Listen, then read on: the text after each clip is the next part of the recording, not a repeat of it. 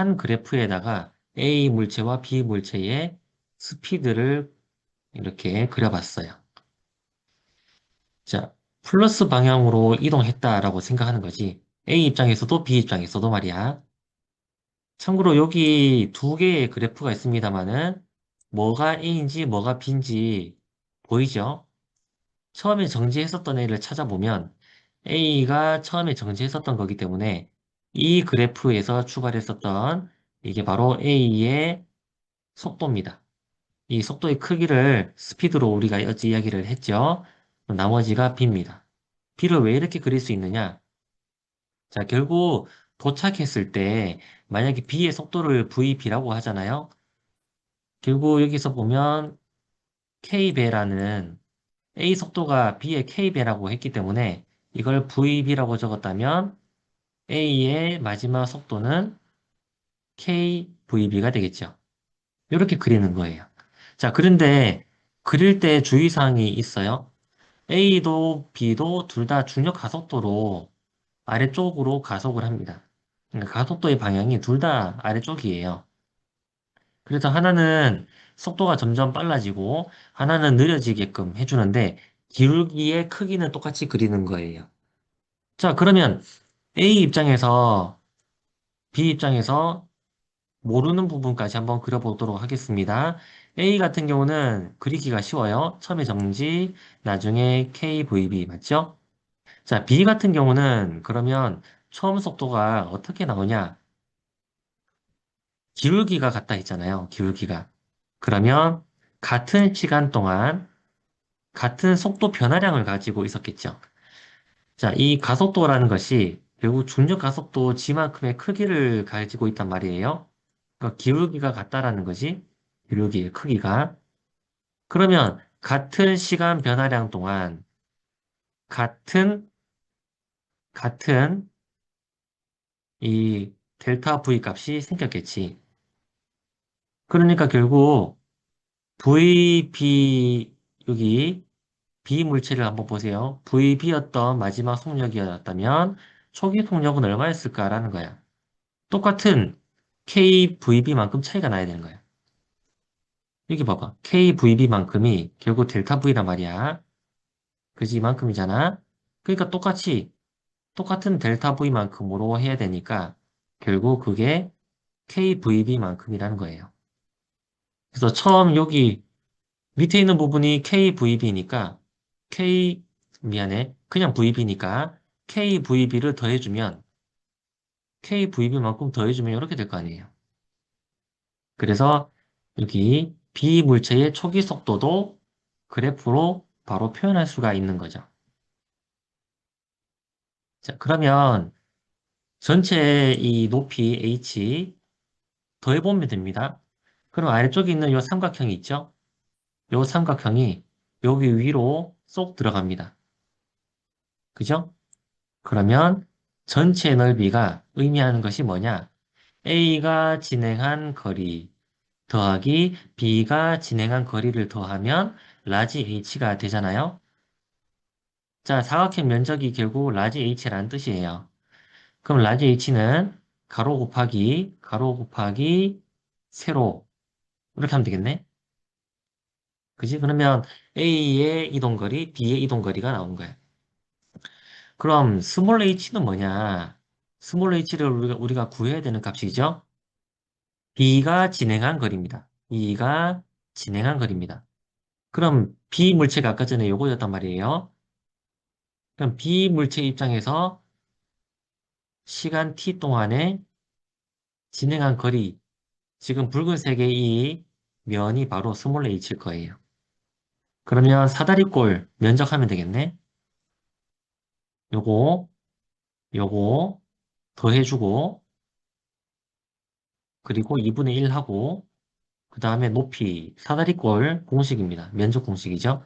높이, 이렇게 해주면 되죠.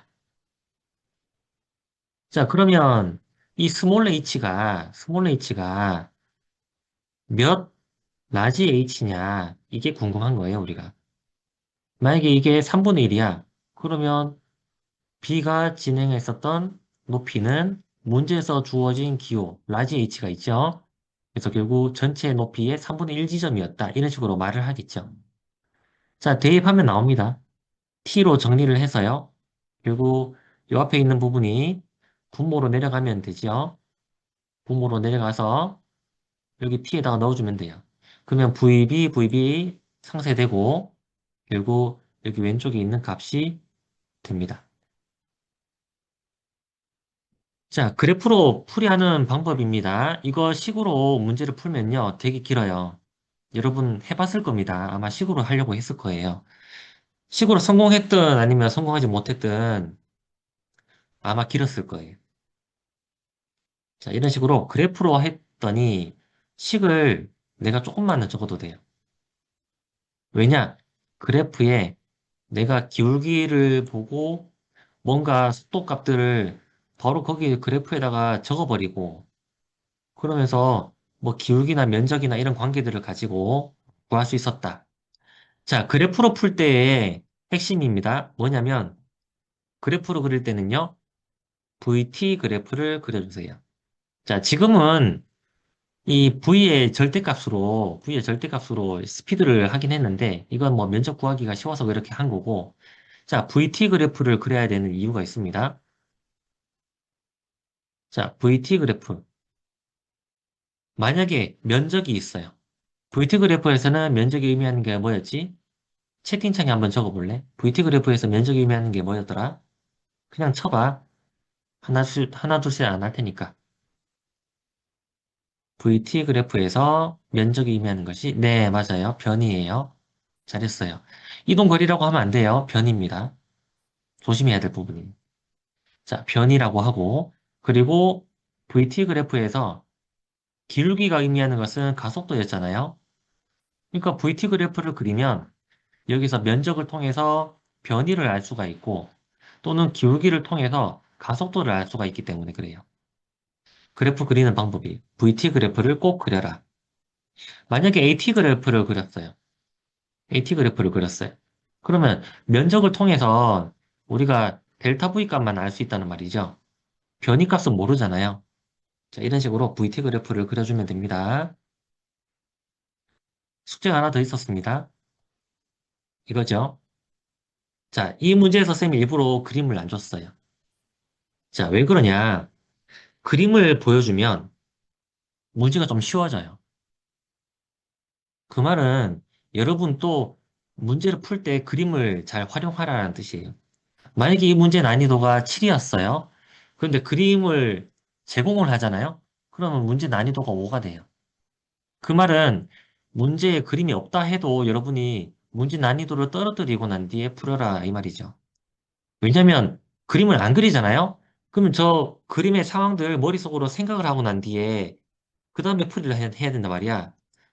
머리가 할 일이 너무 많아져요. 계산도 해야 되지, 어떻게 풀어야 되지 생각도 해야 되면서 저 문제의 상황부터 떠올려야 되는 거야. 자, 머리가 할 일을 줄이려면 결국 그림을 잘 그려주고 나중에 아마 다다음 시간에 하겠지만 뉴턴의 운동 방정식 할 때도 그림만 잘 그리면 끝납니다. 예, 그림 그리는 게 아주 중요해요. 자, 이 문제도 봅시다. 답이 얼마 나왔는지 일단 궁금하긴 한데 답을 저기 채팅창에 잠깐 적어보자. 일단 엔터 치지 말고 있어봐요. 답이 얼마가 나왔을까 궁금하네. 자, 하나, 둘, 셋 하면 엔터 쳐볼까? 하나, 둘, 셋. 뭐가 나왔을까요? 네. 네. 자, 한번 같이 봅시다. 요거 그래프로 한번 그려보겠습니다. 여러분 만약에 식으로 풀었다면 그래프로 한번 보고요. 혹시 그래프로 풀었으면 식으로도 풀어보세요. 결국에는 그래프도 가능하고 수식도 가능하다 하면 그래프가 훨씬 쉽다라는 것을 알게 될 거예요. 자, VT 그래프 그렸습니다. 그러면 자, 결국 처음에 그 바위 조각이 떨어져 나갈 때 얘 Y축 속도만 생각하면 되니까 일정하게 증가하겠죠. 참고로 기울기가 여기 가속도 G값입니다. 만약에 어떤 구간 시간 뒤에 요 정도 왔다고 치자. 4분의 1 높이를 왔어요. 요만큼 높이가 면적이 결국 4분의 1 h가 되는 거지. 자, 그러면 전체 라지 h가 되려면 시간이 어느 정도 가야 될까? 이 그래프만 봐도 알 수 있습니다. 자, 그러면 t가 어느 정도 가야 면적이 총 4배가 될 것인가? 내가 면적을 구하고 싶은데, 과연 이 시간이 얼마가 되어야, 얼마가 되어야 라지 h가 될 것이냐, 이 말이죠. 자, 면적은 가로 곱하기 세로잖아요. 4배가 돼야 되니까, 원래 t의 2배가 되면, 가로 2배, 세로 2배 됩니다. 결국 총 넓이가 4배가 돼서 라지 h가 되는 거잖아요. 그죠? 그러면, 결국, 만약에 시간이 2배가 돼서 2t가 된다면, 그럼 전체 넓이가 이 파란색 넓이 라지 h가 된다. 자, 그래서 4분의 1h 내려왔을 때보다 처음에서부터 시작했다면 시간이 2배 걸렸으면 밑에 도달한다라는 뜻이고, 결국 여기 나와 있습니다. 자, 여기 간격이 나와 있어요. 문제에 나와 있어요. 바위가 남은 구간을 낙하하여 지면에 충돌하는 시간이 1.5초. 요 간격이 1.5초라는 거죠. 자, 간격이 뭡니까? t잖아요. 그죠? t. 그러니까 t가 결국 2분의 3초다라는 뜻이고, 중력 가속도 g 10m/s 제곱으로 기울기가 형성되어 있습니다. 그러면 등산가의 높이는 자, 라지 h를 구하라라는 문제입니다. 시간을 구했죠, 벌써? 시간을 구했으면 됐습니다, 이제. 자, 결국 총 3초입니다. 총 3초. 그러면 이게 기울기가 10이니까요. 3초 뒤에는 당연히 30m/s이 됐겠지? 이제 넓이 구할 수 있겠다, 그지? 자, 넓이 하면 됩니다. 그러면 결국 45m가 나오는 거죠. 자, 지금 식을 하나 적었어요. 식 하나 적었다고요. 그래프에서 굳이 식 적지 않아도 그냥 값들이 계속 이렇게 나타났던 거죠. 이 작업을 그래프를 안 하면 이 구하는 과정들을 식으로 계속 전개를 해야 되는 거예요. 그러다 보니 식이 길어지는 거지. 자, 그래프 푸는 거 연습 많이 하세요. 특히 등가속도 직선 운동에서 그래프 유용하게 쓰입니다. 근데 선생님은 연습을 많이 해서, 아, 이거는 그래프로 할까 먼저 고민을 하고, 그 다음에, 그래프로 그리기가 좀 난감하겠는데 싶으면, 그때 수식으로 해요. 근데 그래프를 먼저 떠올립니다, 선생님은. 자, 자꾸자꾸 그려봐야 이 문제 그래프 그릴 수 있을지 없을지, 그것도 좀 판단이 빨리 섭니다. 연습 많이 하세요. 자, 이런 문제가 있다고 하면, 이것도 잠깐 풀어보도록 하겠습니다. 자, 시간 잠깐 줄게요. 풀어보세요. 자, 일단 그림이 그려져 있고요. 혹시 그림이 없었으면 원하는 대로 그려야 됩니다. 자, 식으로 풀었던 친구도 있을 거고, 그래프로 풀었던 친구도 있을 거고, 그래프 연습을 좀 더 해볼게요. 말을 하는 대로 그대로 자취를 그려주세요. 처음에 5m/s이다, 그지? 자, 이번에는 방향이 바뀌는데요. 이렇게 그려봤습니다. 자, 얘 처음 속도가 5m/s이라 했으니까 그렸던 거고, 저거 기울기가 마이너스 10m/s 제곱이죠? 기울기가. 그러면 자, 여기 시간이 바로 나옵니다. 왜냐면 기울기가 마이너스 10이기 때문에 0.5초가 지나면 바로 속도가 0이 됩니다. 1초가 지나면은 10만큼 차이가 났을 거 아니에요. 그죠?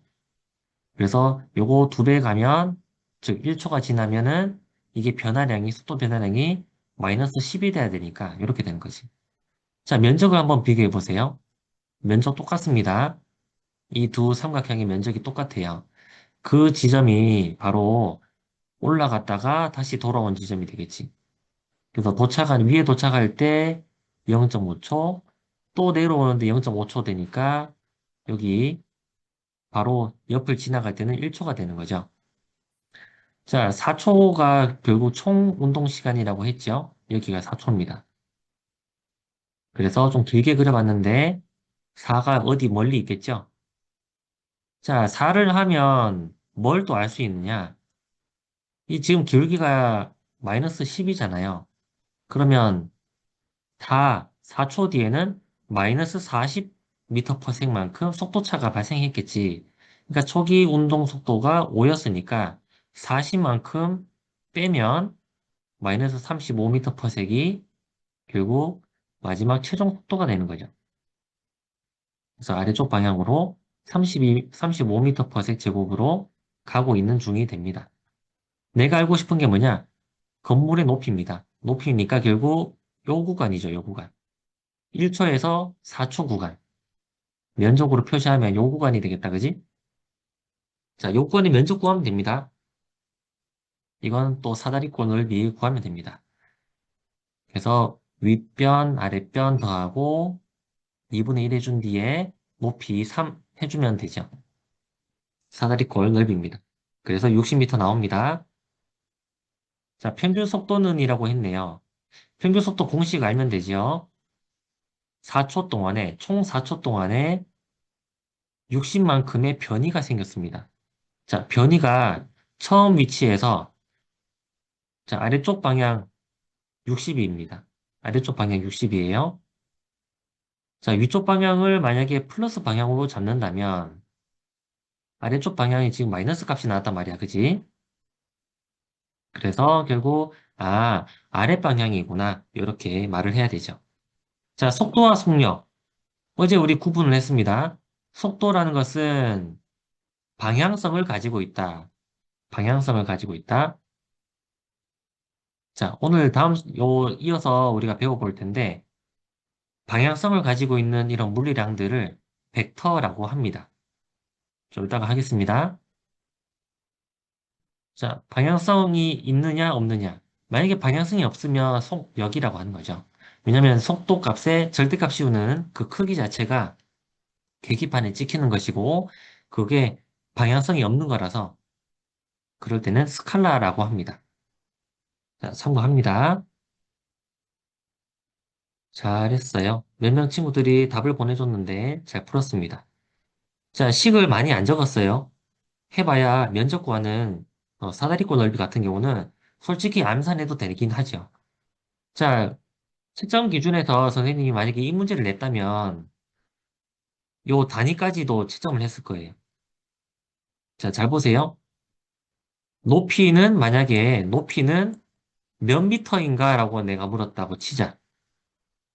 높이는 몇 미터인가 라고 질문에 적혀져 있었어요. 그러면 60만 적어도 돼요. 몇 미터? 60. 당연히 미터가 되겠죠. 근데 지금 높이를 구하라고 한 거야. 단위를 안 주고 높이를 구하시오 했기 때문에 마지막에는 이렇게 단위를 꼭 적어줘야 돼요. 물론 중간중간에 나오는 숫자들 뒤에는 전부 다 단위를 붙이지 않아도 돼요. 이때는 안 붙여도 되는데 마지막 정답 뒤에는 괄호해서 단위를 적어주면 돼요. 평균 속도는 이것도 역시 마지막에만 숫자 뒤에 이게 무슨 의미인지 마지막에만 괄호해서 단위를 적어주세요. 이건 아마 문제에서 몇 미터냐 아니면 뭐 몇 미터 퍼색이냐 이런 게 없었기 때문에 단위가 없었으면 감점이 될 요소가 있습니다. 이거는. 자, 그러면 등가속도 운동을 이번에 2차원으로 한번 볼 텐데 자, 계속 등가속도 운동입니다. 어떻게 보면. 포사체라는 것은 포물선 운동을 말하는 발사체를 말해요. 여기서 이쪽으로 쏘아버리면 결국 얘가 이렇게 포물선 운동을 하게 되죠. 하지만 계속 아래쪽으로 중력 가속도가 작용하고 있어요. 그리고 오른쪽으로는 계속 일정한 속도를 가집니다. 자, 이것도 역시 등가속도 운동이죠. 어떻게 보면. 조금 혼란스러워 보이는 운동입니다. 뭔가 막 계속 변하고 일정하지 않은 것처럼 보이잖아요. 하지만 이걸 만약에 X축이랑 Y축으로 나누어 버리면 결국 직선 운동 더하기 직선 운동으로 해석을 하면 되기 때문에 역시 아까 전에 우리가 했던 직선 운동이랑 똑같은 풀이로 전개를 하면 돼요. 봅시다. 벡터라는 말이 이제 나오는데요. 요 다음 화면에서 또 벡터에 대해서 자세하게 배웁니다. 자, 만약에 VO라는 어떤 이렇게 비스듬한 방향으로 쏘아졌다고 칩시다. 그러면 X축 방향으로의 속도 Vx 값이 있을 거고요. 자, 초기 속도가 VO라고 하면 VOX가 초기 X축 방향으로의 속도다. VOY는 초기 속도의 Y축 성분이다라는 뜻이고, 여기 I hat, J hat이라고 해놨죠? 이건 단위 벡터라고 합니다. 자, 지금 X축을 이렇게 했는데, 이쪽 성분을 가지고 있는 것을 벡터의 단위 벡터, 즉, 크기가 1인 방향성을 가지고 있는 어떤 벡터로 표시할 때, 이렇게 I hat 이렇게 적어요. 자, X축이 I hat이면 Y축으로의 방향의 단위 벡터는 J hat이라고 적습니다. 참고로 G축으로 만약에 있으면 이때는 K hat으로 적어요. 자, 이런 식으로 크기가 1인 단위 벡터를 말합니다. 자, 이런 뜻입니다. 그러니까 X축으로는 VOX의 크기를 가지고 있다. Y축으로는 VOY의 크기를 가지고 있다. 이만큼 많은 서술을 이렇게 수학적인 이렇게 기호로 표시하는 거죠. 말을 줄이기 위해서 이렇게 약속을 합니다. 이거 우리 사인이랑 코사인으로도 표현할 수 있죠? 자, 사인이랑 코사인은 중학교 때 배웠죠? 배웠죠, 중학교 때? 배웠니, 안 배웠니? 배웠니, 안 배웠니? 배웠어요. 그래. 그러니까 너네가 고개를 끄덕끄덕 해줘야 되는데 전부 다 놀란 표정을 짓고 있어갖고 선생님도 놀랬어요. 자, 이런 의미가 되잖아요. 여기에 만약에 각도가 세타가 있다. 그러면 만약에 이쪽 길이가 A다. 그러면 여기 길이는 얼마일까? 라고 한다면 코사인의 관계가 있죠? 코사인, C 이렇게 적으면 되죠. 그래서 코사인의 관계가 있습니다. 자, 그 다음에 여기 이쪽 성분은 어떤 관계가 있냐? 사인의 관계에 있죠? 자, 사인의 필기차로 이렇게 적습니다. 그죠? 이렇게. 자, 사인 이렇게 하는 거죠. 그래서 이거는 사인의 관계에 있는데 A, 사인, 세타의 성분이에요. 자, 여러분, 사인이랑 코사인 이거 삼각함수의 크기를 알고 있습니다. 특수각들은 배웠잖아요. 항상 1보다 작았을 거예요. 그러니까 봐봐. 대각선이 제일 길잖아? 대각선이 제일 기니까 좀 더 짧아져야 되니까 A의 코사인 관계 있는데 코사인을 나누지 말고 곱하세요. 그러면 작아집니다. 사인의 관계에 있는 건 알겠는데 사인을 나눌지 곱할지 모르겠다 싶으면 작아지니까 원래 A보다 작아지니까 곱하면 되죠. 1보다 작아집니다. 그래서 A보다 짧은 사인의 관계에 있는 데는 A 사인 세타 이렇게 하면 되죠. 자, 이걸 이렇게 하면 되는데 뭐 항상 뭐 예를 들어서 코사인 세타는 해놓고 요거를 만약에 길이를 B라고 해놓고 코사인 세타는 A분의 B 결국 B는 결국 A 코사인 세타 이렇게 작업을 하기에는 너무 시간이 아까워요. 그러니까 바로 코사인의 관계인데 작아졌으니까 코사인 곱하면 돼요. 자, 이런 식으로 이런 것들은 빗면에서 움직이는 물체 운동에 대해서도 자주 자주 나옵니다. 자, 수평 운동을 하는 애가 있고요. 수평 운동으로는 공기 저항이 없으면 아무 힘도 안 받아서 관성의 법칙에 의해서 계속 일정한 속도로 갑니다. 그러면 일정한 속도로 계속 가겠죠. 만약에 여기에 시간을 곱해 준다면 거리는 속도 곱하기 시간이 나오잖아. 정확하게는 변입니다. 자, 변이 값은 결국 속도 곱하기 시간이 되겠죠. 일정하기 때문에 변이나 거리나 똑같이 나옵니다. 여기서는. 수직운동으로는 얘가 자, VO 사인 세타만큼의 크기를 가지고 위로 올라가잖아요. 자, 변입니다. 우리 어제 배웠던 2번 공식이죠. 자, 위쪽 방향을 플러스 방향이라고 잡았어요. 근데 가속도는 아랫 방향을 향하게 되죠. 가속도는 마이너스 G, 자, 그래서 여기 마이너스 g가 됐네요. 마이너스 g가 됐네요. 가속도. 어제 우리 배웠던 식입니다. 자, 만약에 y축이니까 델타 y라고 한다면 vo 플러스 at인데 vot 플러스 2분의 1 at 제곱인데 자, y축 방향으로의 속도가 요만큼이었고 사인 성분이죠. 그리고 가속도가 마이너스 g였기 때문에 위에 공식처럼 적은 겁니다. 자, 이렇게 된다는 것을 알고 있고 그러면 이걸 통해서 뭘 할 수 있냐? 수평 도달 거리도 계산할 수가 있어요. 봅시다. 이게 물리 1에도 나오기도 하는데 물리 2에도 나오기도 하는 것들을 쌤이 섞은 겁니다. 지금 하고 있는 것들은. 만약에 어떤 시간에 최고점까지 갔다고 하자. 그러면 여기서 내려온 동안에는 한 번 더 t의 시간이 걸렸을 거예요. 왜 그러냐? 그래프 그려보면 쉽게 알 수 있어요. 만약에 위쪽 방향을 플러스라고 잡아볼까요? 그러면 VT 그래프를 그려봅시다. 이건 t예요. VT 그래프. 그럼 이렇게 되겠지. 일정한 가속도가 마이너스 g만큼으로 가속이 됩니다. 자, 그러면 여기가 t니까 요만큼 올라갔다면 똑같은 면적만큼 내려오기 위해서 당연히 같은 시간이 지나야죠. 그러니까 2t가 되는 거예요. t만큼 올라갔으면 한 번 더 t만큼 진행한 2t 시간 뒤에 도달하게 됩니다. 자, 채공 시간은 결국 y축 속도에 영향을 받습니다. 채공 시간은. 그렇기 때문에 y축 속도만 쌤이 그래프로 그렸던 거예요. 자, 오늘 하는 것도 쌤이 영상으로 남겨줄게요. 자, 수평 도달 거리를 레인지라고 앞글자를 땄어요. R을 만약에 최대 도달 거리라고 합시다. 그러면 아까 전에 수평 속도는 VO 코사인이라 했단 말이야.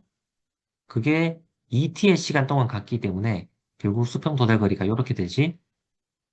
어떤 속도로 어떤 시간만큼 간 거잖아. Y축 방향으로는 자, 이거 몇 번씩인지 기억나나요? 1번씩이에요, 1번씩. 어제 우리 등가속도 직선운동 했었던 1번씩.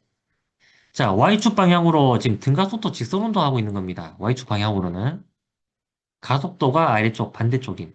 그래서 가속도가 마이너스 g인 가속운동. 초기 속도, 그러니까 VO 플러스 AT입니다. 이게 나중 속도가 되는 건데, 자, 최고점이라면은 최고점에서의 Y축 방향 속도는 0입니다. 그죠? 그래서 0. 그때까지 시간을 알 수가 있죠. 시간을 구할 수가 있습니다. 시간을 구할 수가 있어요. 그러면 시간으로 정리한 뒤에 위에 한번 넣어 볼까요? 위에 한번 넣어 보세요. 그러면 자, 2t 대신에 요만큼 집어넣죠. 2t. 자, t만큼이 요만큼 들어온 겁니다. 지금 t만큼 이렇게 들어왔어요. 자, 이걸 조금만 더 정리를 하면 어떤 식으로 될 수 있냐면 이렇게 됩니다. 자, 참고로 이거 그 사인의 2배각 공식이라는 식이 있는데 이거 중학교 때 아마 안 배웠을 것 같아요. 만약에 안 배운 수학적인 그런 개념이 나오면 가르치면서 할 겁니다. 자, 이런 공식이 있습니다.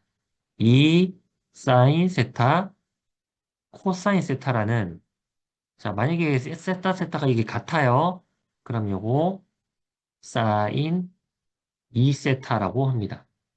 이런 공식이 있어요. 나 물리할 때 수학적인 게 많이 나오는데 선행하지 많이 못했는데 이렇게 걱정해도 괜찮아요. 가르쳐주면서 할 거기 때문에.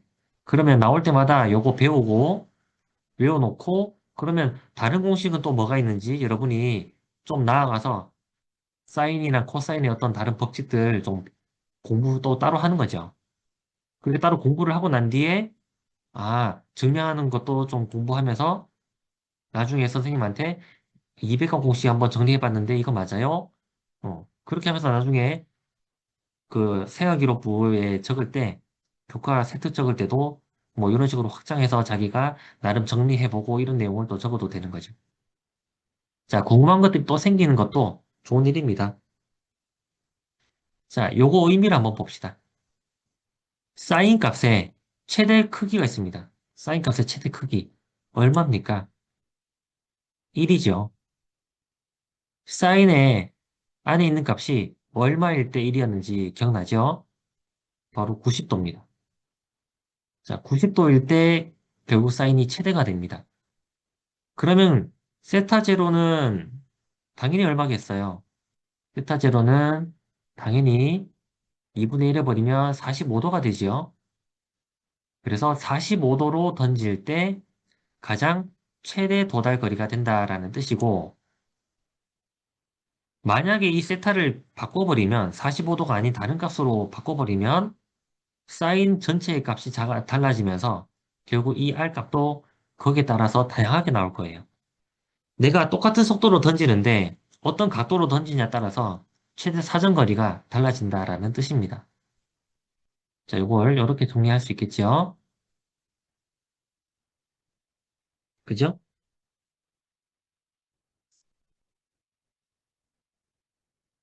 자, 여기 대해서 또 좀 더 심화적인 내용들도 있긴 하지만 뭐 1학년 때는 뭐 요 정도만 하면 됩니다. 그러면 자, 식을 기억해야 되는 건가요? 친구들은 묻는 친구들이 있는데 문제 많이 풀다 보면 저절로 기억하는 게 좋긴 해요. 참고로 선생님은 이걸 외우려고 노력한 적은 한 번도 없긴 해요. 혹시라도 이런 게 나오면 이거 솔직히 증명 과정이 어려운 게 아니거든요. 그래서 선생님은 솔직히 안 외우고 살아요. 근데 여러분 혹시 뭐 문제 풀다가 좀 외우고 싶다면 외워도 됩니다만은 외우려고 꼭 노력할 필요는 없다. 하지만 전개 과정은 알고 있어라. 자, 넘어갑니다. 요 문제를 한번 풀어보도록 하겠습니다. 잠깐 시간 주겠습니다.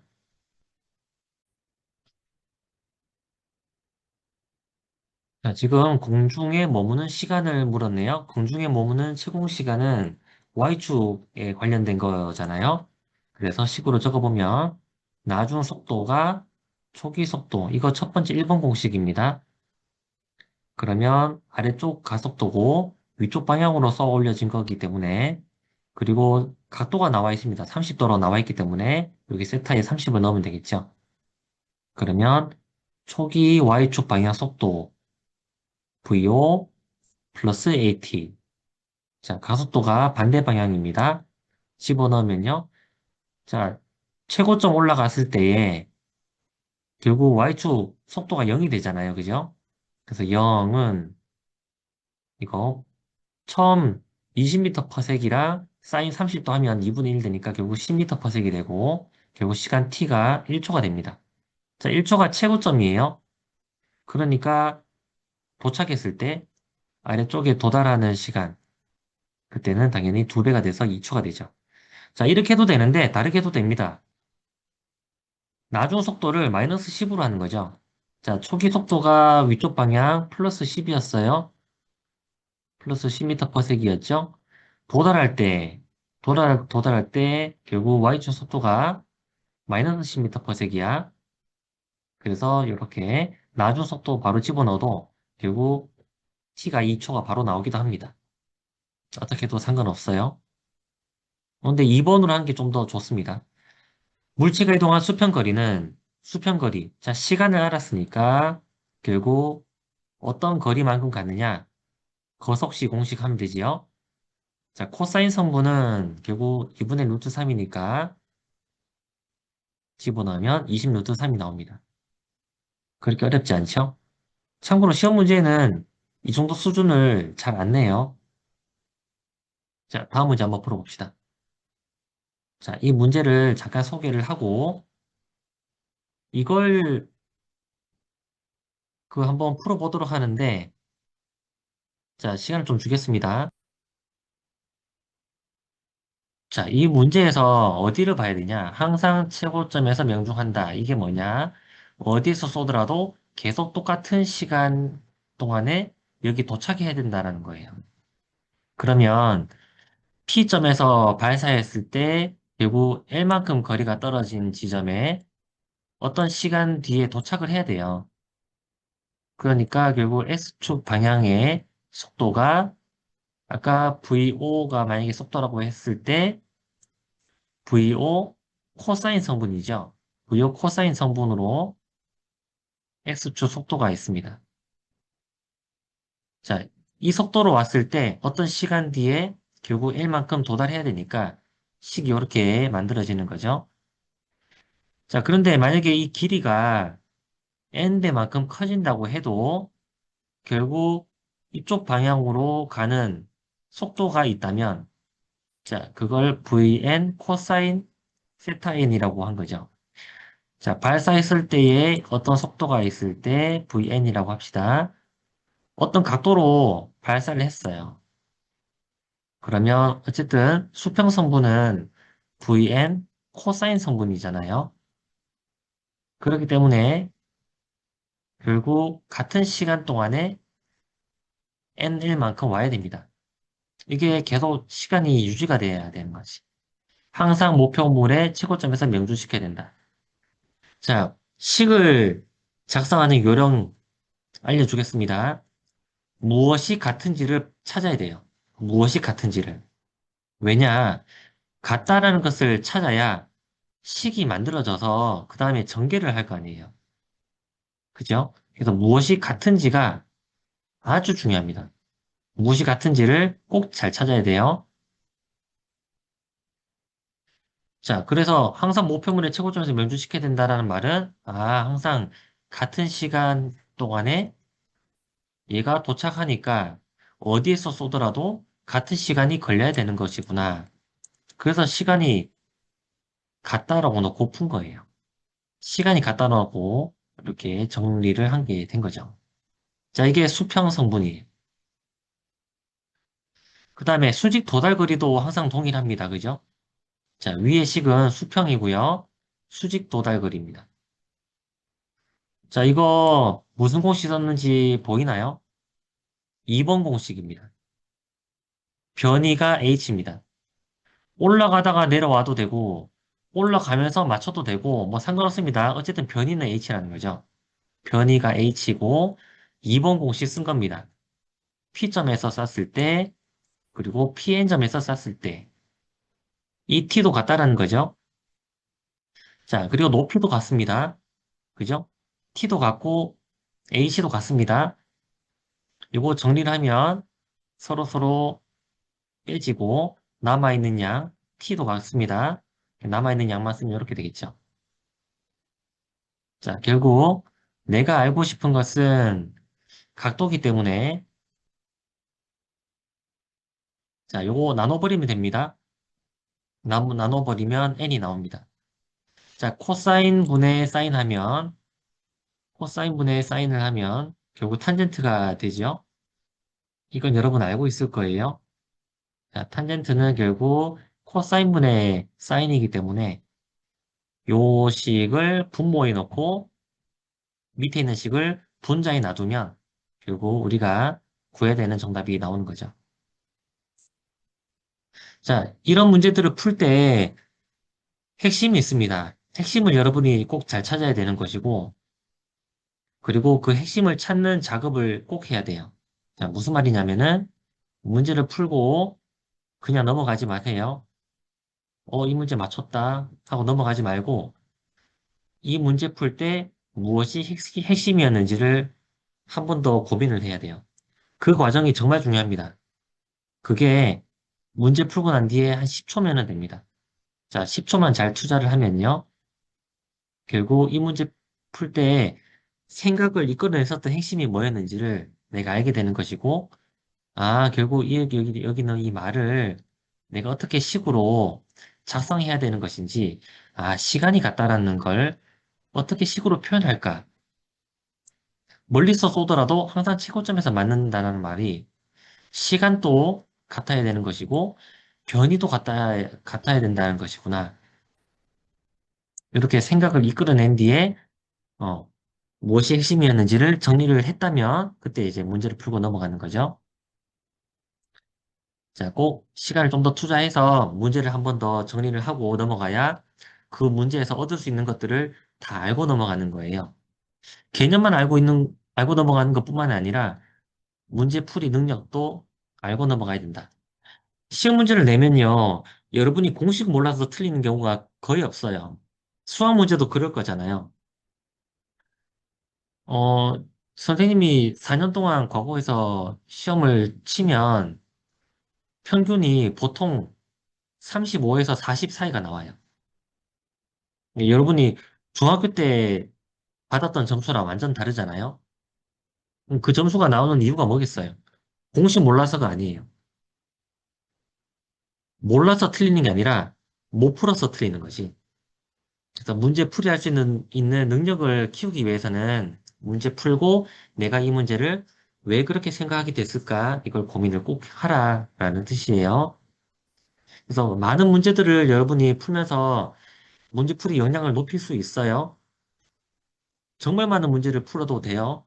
근데 그거 말고 한 문제 풀고 시간 약간 좀 더 투자하고 또 한 문제 풀고 시간 조금 더 투자하고 이런 식으로 하는 게 문제 해결력을 높일 수 있는 좀 더 빠른 방법이에요. 자, 명심하기 바랍니다.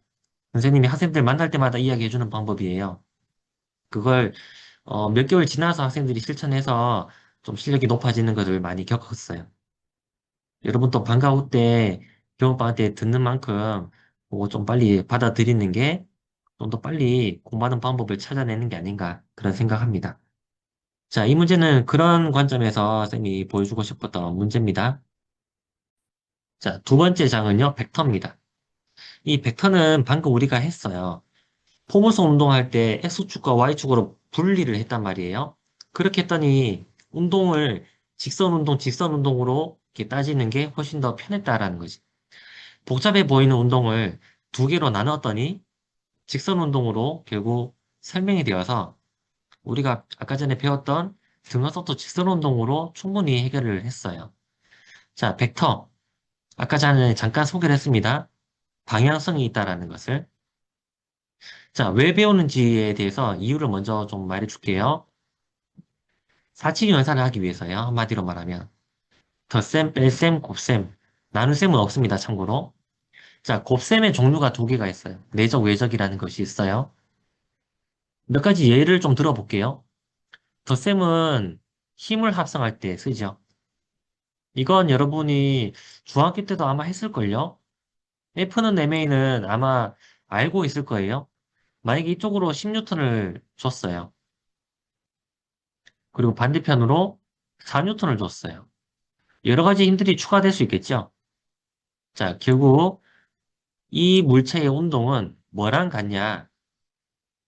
6N이 하나가 가해진 것과 똑같은 운동을 하게 될 겁니다. 예, 똑같은 운동을 하게 될 거예요. 이 힘을 합치기 위해서예요. 자, 이게 만약에 반대 방향이 되면은 뺄셈이 되기도 합니다.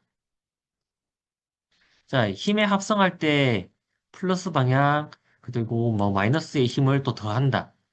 힘을 합성합니다. 자, 뺄셈은요. 우리 저번 시간에 배웠던 변이값. 자, 변이를 시간으로 나누면 속도값이 나오죠. 자, 속도의 변화량을 또 시간으로 나누면 가속도가 나오죠. 이건 빼는 겁니다. 차이를 구할 때 뺄셈을 하는 거죠. 자, 예를 들어서 원운동을 해요.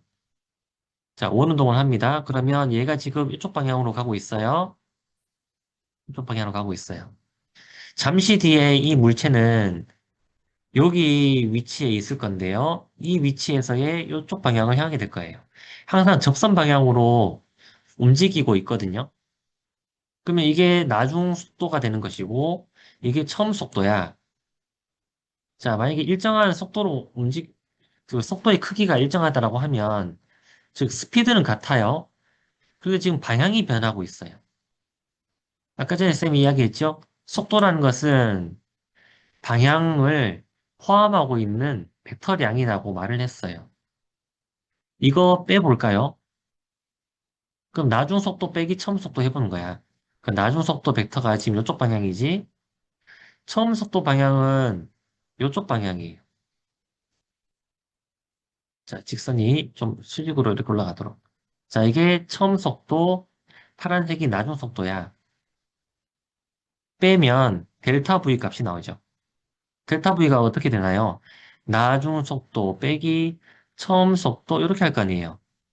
자, 방향성을 가지고 있는 양을 할 때는요. 이 벡터다 이렇게 표시를 합니다. 벡터양이다. 화살표로 이렇게 표시를 해요. 자, 빼볼까요? 어떻게 되나요? 빼면 이쪽 성분이 됩니다. 이쪽 성분이 결국 델타 V의 성분이 되는 거예요. 이게 바로 델타 V의 성분이 되는 거예요. 자, 이게 어느 방향이냐? 결국 이쪽 방향이 중심 방향이 됩니다. 원의 중심 방향이 델타 V의 방향이자 델타 V의 방향이 뭔가요? 가속도 우리 어제 배웠을 때 델타 T분의 델타 V라고 했단 말이야. 그지? 자, 델타 V의 방향이 결국 가속도의 방향이 되는 거예요. 결국 이 물체, 원운동하는 물체의 가속도의 방향은 안쪽이다라는 겁니다. 자, F는 ma라는 공식을 알고 있을 겁니다. F는 ma. 어떤 질량에 힘을 주면 가속도가 생긴다.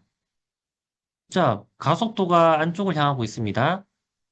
그러니까 당연히 힘도 이쪽을 향하고 있다라는 뜻이죠. 그래서 힘을 안쪽을 향하고 이렇게 있어야, 힘이 안쪽을 향하고 있어야 원운동을 할 수 있다라는 뜻이고, 어느 순간에서든지 안쪽을 향하는 이 힘이 있어서, 즉, 우리가 물체를 실에 매달려 빙글빙글 돌린다고 생각해 보면, 결국 실에서 물체에 힘을 가해줘야 되잖아요. 내가 당기는 힘이 있어야 되잖아요. 그래서 결국 빙글빙글 원운동을 할 수 있는 것처럼, 자, 이런 식으로 지금 델타 값을 구했잖아요. 두 벡터를 뺀 경우에요.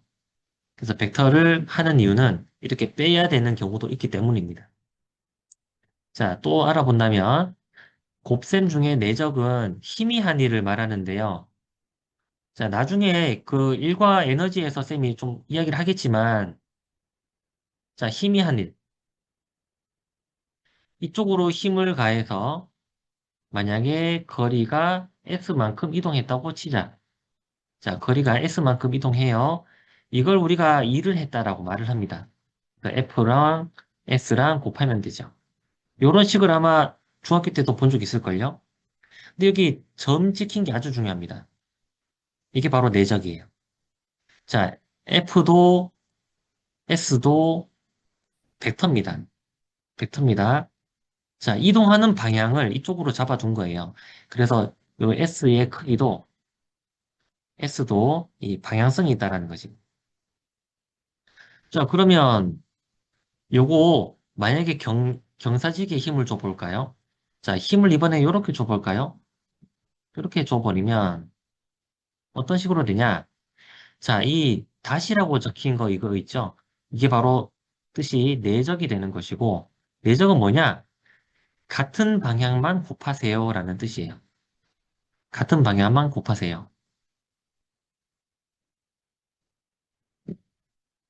자, 같은 방향만 곱해 보세요. 그럼 어떻게 되냐? 가해준 F가 이제 경사를 가지고 있었지만, 실제로는 S랑 같은 방향의 성분만 곱하면 됩니다. 요 말이에요. S랑 같은 방향만 곱하면 결국 원래 힘보다는 좀 작겠죠? 원래 힘이 예를 들어서 10N이었다. 근데 이 경사 때문에 결국 수직 방향으로의 힘과 수평 방향으로의 힘으로 나눴을 때 만약에 이게 4N이야. 그러면 4N만 가지고 FS를 하라라는 뜻입니다. 그래서 내적이라는 것은 안내자죠. 포개라는 거지. 안쪽으로 포개라. 안쪽으로 포개서 곱하라는 뜻입니다. 왜 이런 걸 하냐? 왜 이런 걸 하냐? 일이 곧 에너지라서 그래요. 일을 하게 되잖아요. 에너지가 변합니다. 물체 에너지가 변해요. 참고로 운동 에너지가 변하긴 하는데, 자, 에너지가 변해요. 자, 결국 이게 왜 했냐? 10N을 가했는데, 결국 4N만큼만 계산하는 이유. 결국 4N이 어떤 거리 S만큼 이동시키는데, 일을 했을 거야. 4N이 힘을 가해서 S만큼 이동시키는 그만큼의 일이 에너지를 변화시키기 때문에 그래요. 10N 전체가 에너지를 바꾸는 게 아니라 4N이 가해준 일만큼이, S만큼의 일만큼이 에너지로 보태지기 때문에 그래요. 그래서 결국 이렇게 같은 방향의 곱을 해야 되는 경우가 생기는 거예요. 자, 여러분 그런 말을 들어본 적이 있을 거예요. 과학에서의 일. 이거 여러 경우로 배웠을 겁니다. 자, 뭐 이런 거 있잖아요. 뭐 힘을 가했지만 이동을 하지 않았을 경우. 뭐 두 번째, 이동은 했지만 힘이 0인 경우. 세 번째, 이동도 있고 힘도 가해졌지만 수직인 경우. 이럴 때는 과학에서의 1이 0이다. 이걸 아마 배운 적이 있을걸? 자, 이거 옛날에는 따로따로 이렇게 알아봤단 말이죠. 자, 그런데 여기 식에서 보면 아주 간단하게 이걸 다 해결할 수 있어요. 자, 뭐냐. 지금 1이 0인 경우를 물었단 말이야. 1이 0인 경우를 물었단 말이야. 그러면 운동 에너지가 0인 경우를 찾으면 되는 거야. 운동 에너지 변화가 0인 경우를 찾아보면 되는 거야. 잘 봐요. 힘을 가했지만 이동을 안 했어요. 안 움직였다고. 안 움직이게 되면 결국 가만히 있었던 애가 계속 가만히 있는 거잖아요. 운동 에너지가 변화가 없죠. 운동 에너지 변화가 없습니다. 자, 이동을 했지만 힘이 0인 경우. 힘이 0이면 F는 MA. F는 MA인데 힘이 0이라면서요? 그러면 가속도가 얼마겠어요, 당연히? 가속도도 0이죠? 속도가 안 달라져요? 그러니까 운동 에너지가 변하지 않는 거죠. 운동 에너지는 역시 변하지 않는다. 자, 힘이 있고 작용했고 이동은 했지만 수직 방향으로 힘이 작용했다. 예를 들어 지구 주변을 돌고 있는 인공위성이 있어요. 힘이 가해지죠? 중력.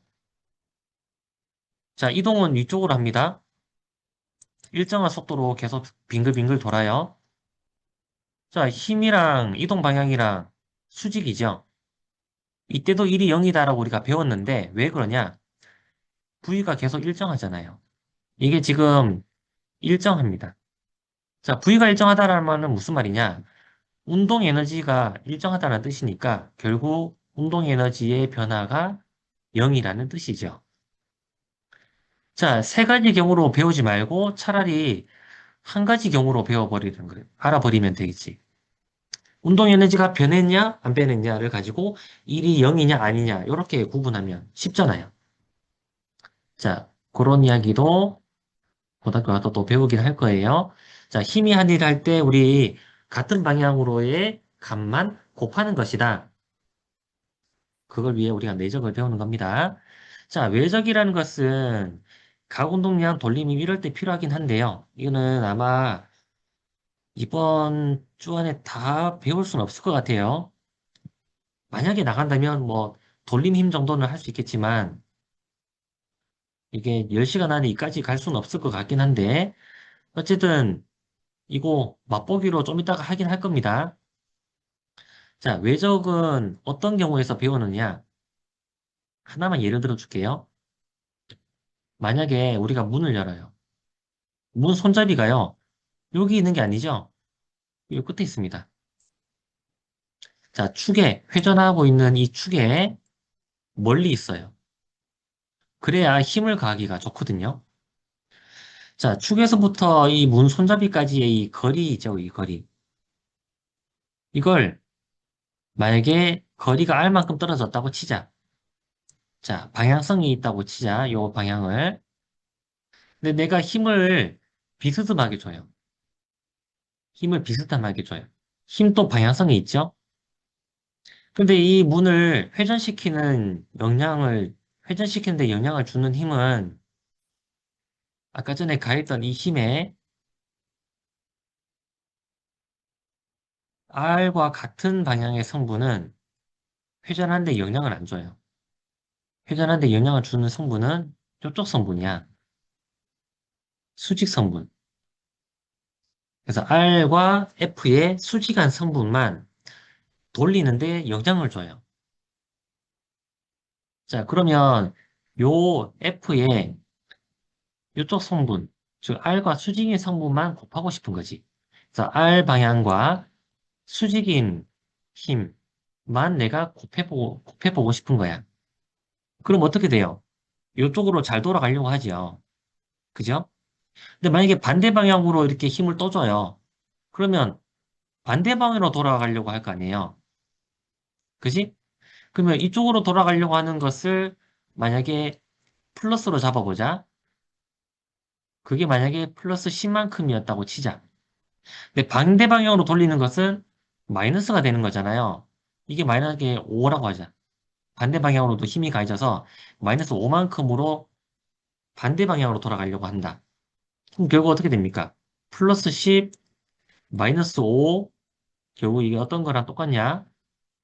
힘 두 개가 가해져서 플러스 10, 마이너스 5만큼 돌아가는 거랑 그냥 힘 하나가 작용해서 플러스 5만큼으로 돌아가려는 효과랑 똑같다라는 거지.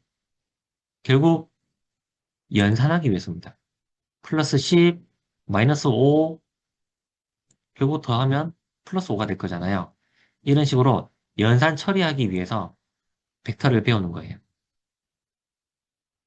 선생님이 이거를 이야기하는 이유는 내가 고등학교 때 물리를 포기하고 싶을 때가 있었어요. 첫 시간 물리 선생님이 설명할 때 되게 재밌었거든요. 근데 두 번째 시간이 벡터와 스칼라였어요. 근데 단어 자체가 너무 생소한 거예요.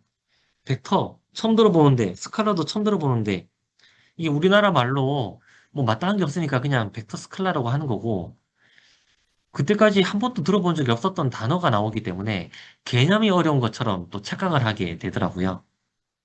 근데 그때 만약에 벡터를 배우는 이유만 좀 들었으면 아, 저래서 벡터를 배워야 되는구나. 그렇게 좀 더 포기하지 않았을 것 같아요. 그래서 당분간 포기했다가 나중에 다시 벡터와 스칼라에 대한 이 단어가 좀 익숙해진 뒤에 계속 공부했었던 것 같습니다. 자, 벡터를 어떻게 분해하는지를 잠깐 보도록 할 텐데, 아까 우리가 포사지 운동에서 다뤘던 겁니다.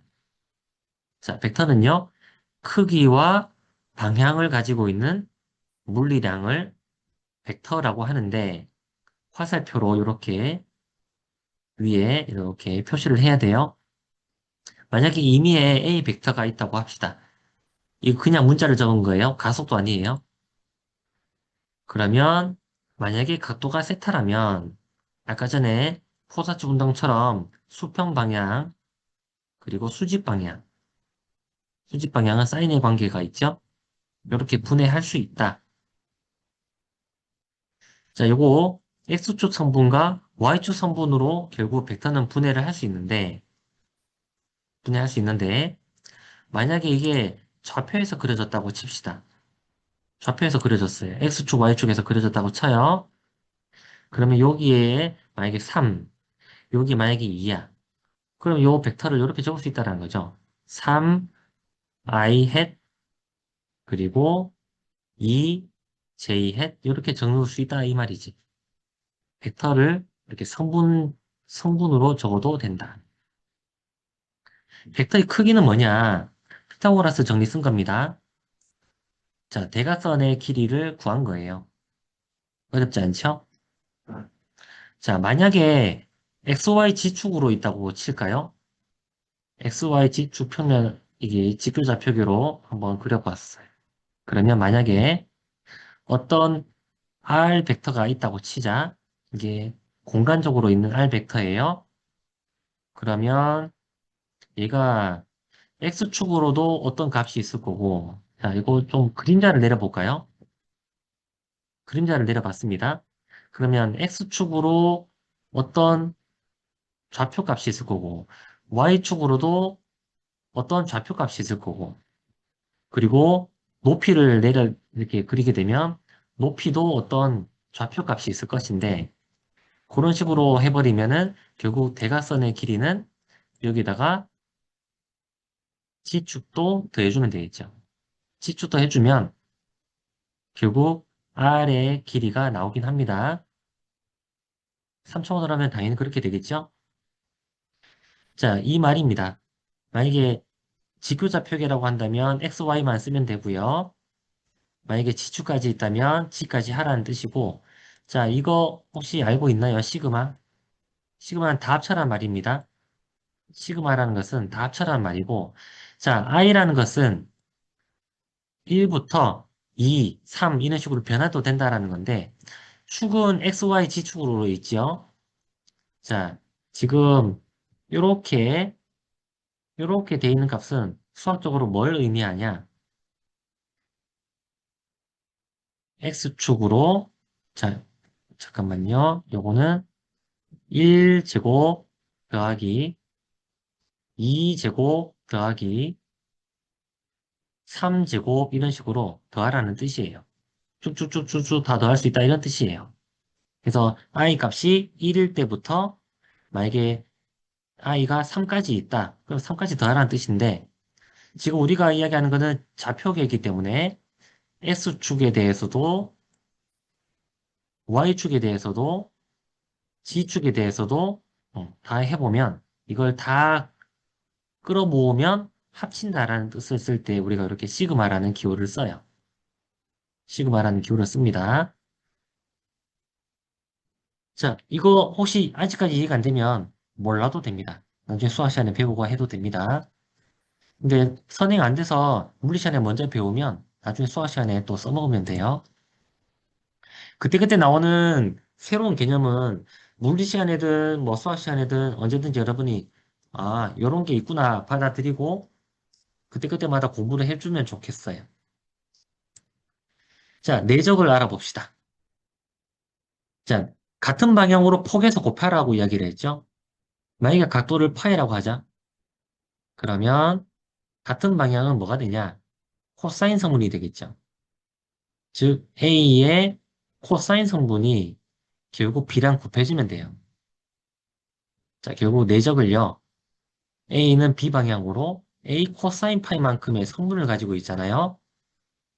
자, 결국 아까 전에 선생님이 이야기했던 1값을 fs 했었던 거 있잖아. s만큼 이동시켰을 때 1이라는 것은 f.s라고 했단 말이야. 근데 만약에 비스듬하게 힘이 가해진다 해도 f.s를 그대로 하면 되는데 이 닷의 의미가 두 벡터의 같은 방향끼리만 곱하라는 뜻으로 이야기를 했단 말이에요. 지금 그걸 하고 있는 겁니다. 자, 결국 만약에 A 벡터가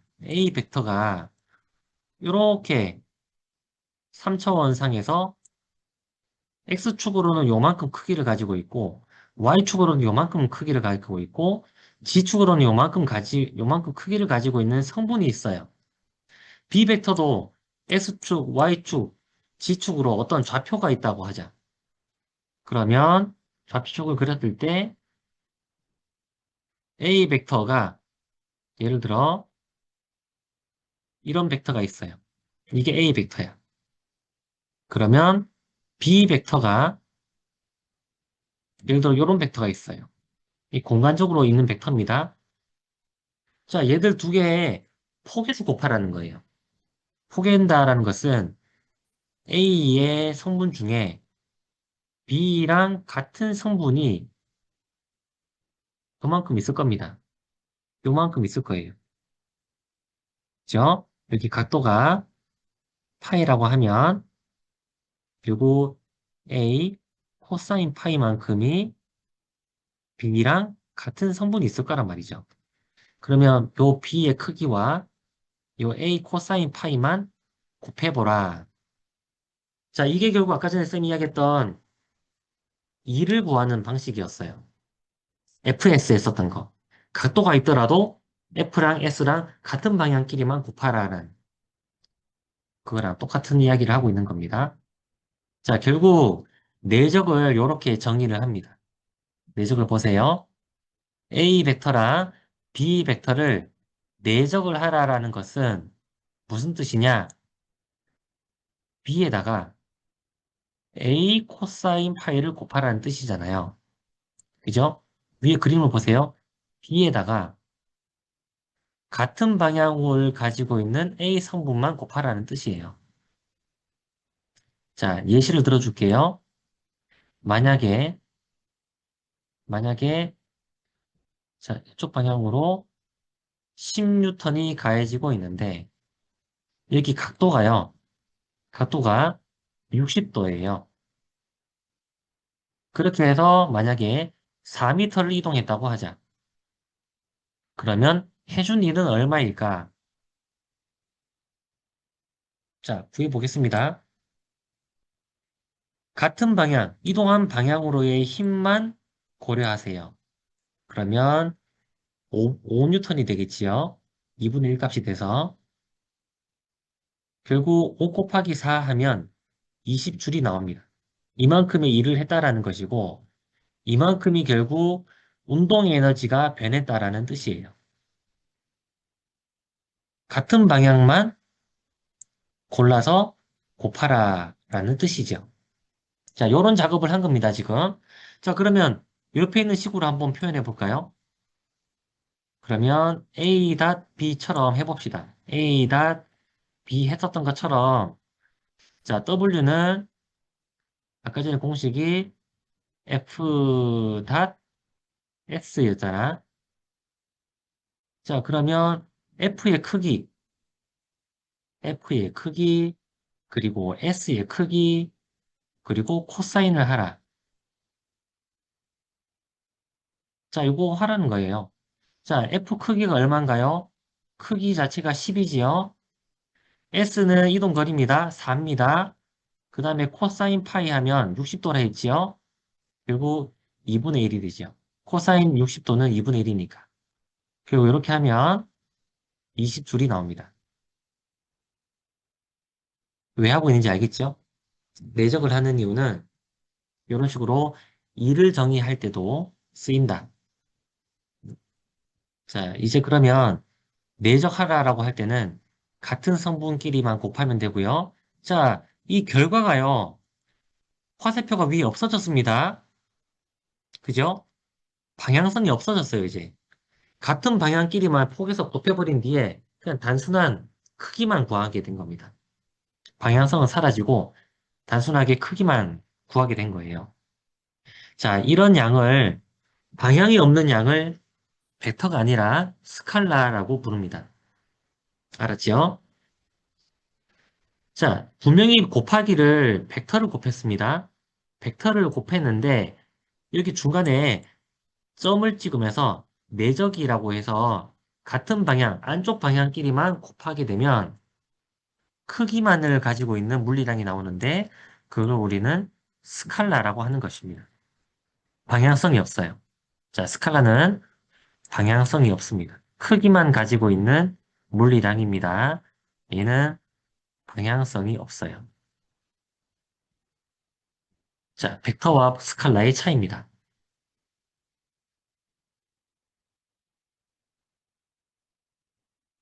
자, 요거 하게 되면요. 결국 어떤 식으로 이루어지냐? 같은 방향끼리 곱하면 됩니다. 아까 A 벡터의 성분이 있고 B 벡터의 성분이 있었죠? 같은 성분끼리 곱해주면 돼요. 같은 성분끼리 곱, 같은 성분끼리 곱, 같은 성분끼리 곱. 쉽죠? 이렇게 하라는 뜻이에요. 괜찮죠? 이 정도는?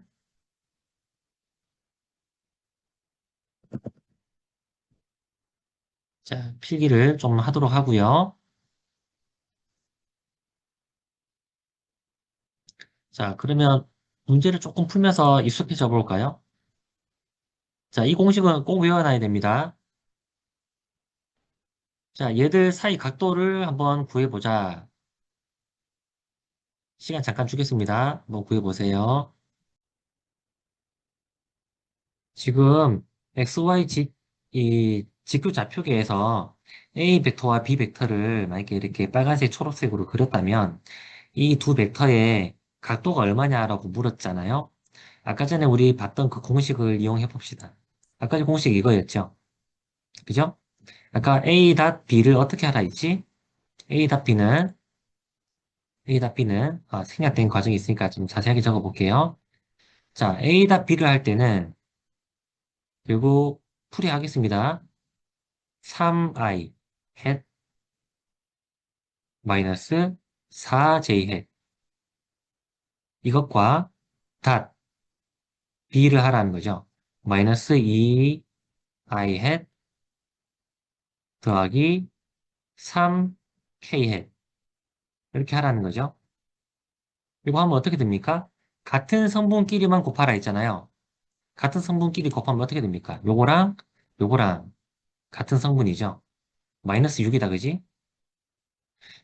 이 Y축 방향의 단위 벡터 J랑 같은 성분 없습니다. 그리고 G축의 단위 벡터인 K도 없습니다. 반대편에. 그러니까 나머지는 0인 거예요. 같은 성분이 없으니까. 자, 같은 성분끼리만 곱했습니다. 6이 나왔고. 자, 그 다음에 A. 이 A라는 것은 A의 크기를 말합니다. A 벡터의 크기 얼마가 되나요? 자, 여기 길이를 말합니다. 3이랑 4랑 피타고라스 정리 쓰면 A의 길이가 5가 나오지요. 그죠? 자, 그럼 5. B의 크기는 얼마가 나오나요? 2랑 3이랑 피타고라스 정리 써보세요. 그러면 9 더하기 4가 되니까 루트 13이 나온다. 그죠? 루트 13. 그리고 코사인 파이. 요걸 만족시키는 파이 값이 결국 정답이 되는 거고, 이거 뭐 계산기로 치면 나옵니다.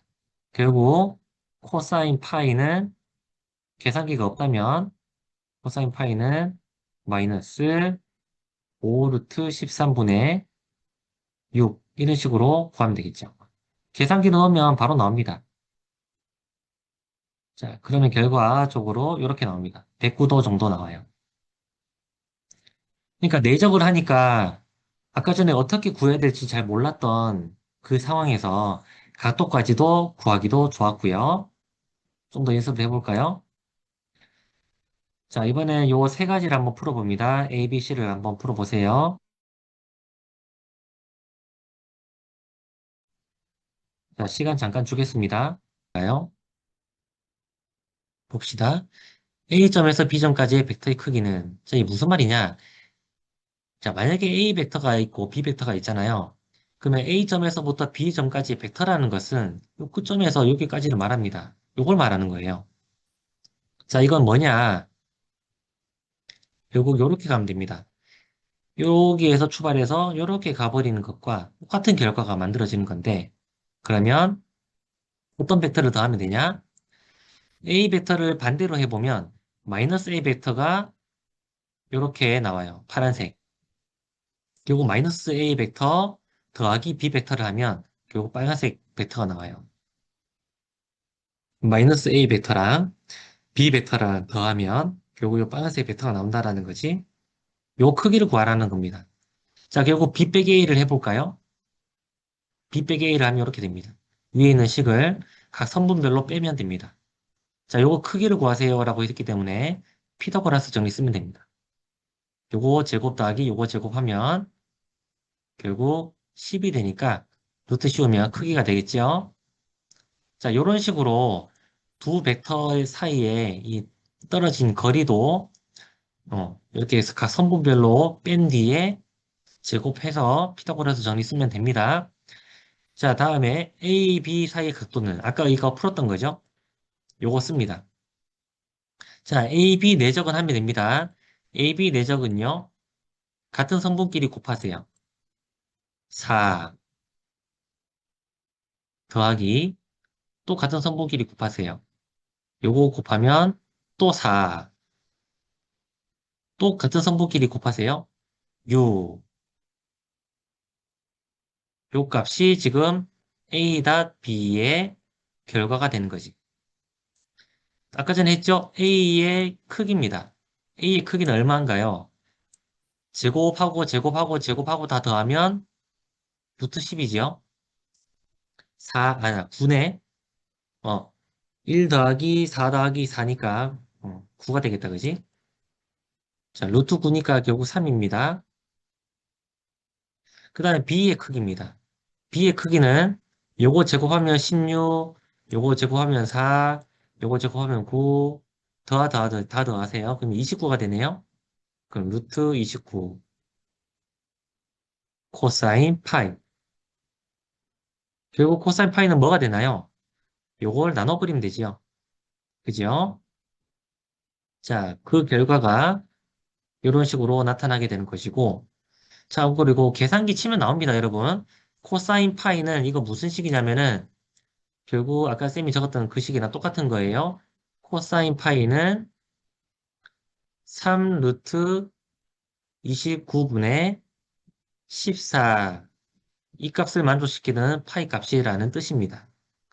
요거 대략 30도 정도 나옵니다. 계산기 치면 30도 정도 나와요. 자, B의 A 방향 성분은 이 무슨 말이냐? 자, B 벡터가 애초에 오른쪽을 이렇게 향하고 있었잖아요. 이게 B 벡터예요. 그죠? B 벡터의 A 방향 성분. 자, 결국 얘를 A 방향이 원래 이쪽 방향이었단 말이죠. 거기에 수직하게 이렇게 성분을 내리면, 수직한 성분을 내리면 B 방향의 이 B 벡터를 A 성분의 요만큼 성분을 갖고 있다는 거지. 그죠? 이게 결국 뭔가요? B 벡터의 코사인 성분입니다. 코사인 성분 요만큼이 결국 B 코사인 파이만 하면은 A 방향으로의 B 성분이라는 뜻입니다. 자, 이런 식으로 결국 B 코사인 파이를 구하라라는 거기 때문에 아까 빨간색 여기 공식 있죠? 여기다가 집어넣으면 A분의 A다 B이기 때문에 3분의 14 이렇게 바로 구해지기도 합니다. 자, 이런 식으로 내적을 좀 배워봤는데 원래는 쌤이 좀 빨리 했으면은 외적까지 좀 해보고 싶었어요. 자, 외적은 우리 다음 시간에 해야 될 것 같고, 이 그림을 이용해서 메테인의 결합각을 구해보는 건데, 메테인이라는 분자는 이렇게 생겼거든요. 정사면체 구조예요. 자, 요 각도가 여기 요만큼 각도를 말합니다. 자, 여기 요만큼 각도를 말하는 거예요. 이 각도가 109.5도인데, 자, 109.5도는 여기 코사인 값에서 마이너스 3분의 1이다라고 주어졌습니다.